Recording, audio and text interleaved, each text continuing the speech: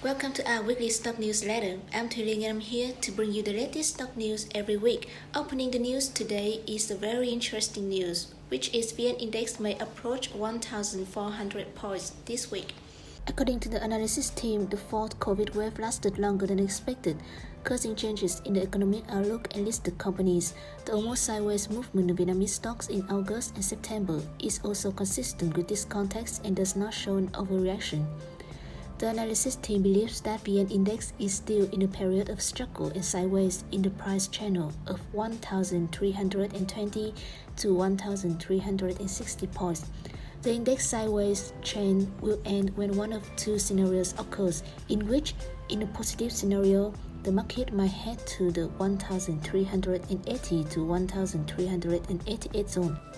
On the contrary, in a negative case, the support level of 1,320 points might be broken and the index will drop to a lower zone. Another equally interesting news is that VPS leads the brokerage market share for 3 consecutive quarters.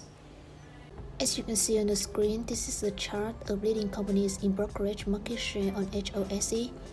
2 days earlier, the Hanoi Stock Exchange also announced that VPS led the stock brokerage market share on HNX and UPCOM with 17.2% and 23.95% respectively. Particularly for the derivatives brokerage market share, VPS accounts for 56.68% and is larger than the total market share of the remaining companies in the top 10 combined. One last news in today's news.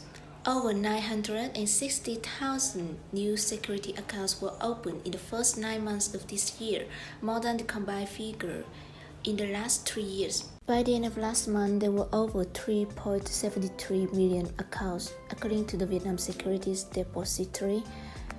The average bank deposit interest of 4.4% by the end of last month was not attractive, which caused investors to look towards stocks Vingroup pointed out in the report. Other asset classes like property, gold, and foreign exchange are not providing high yields either.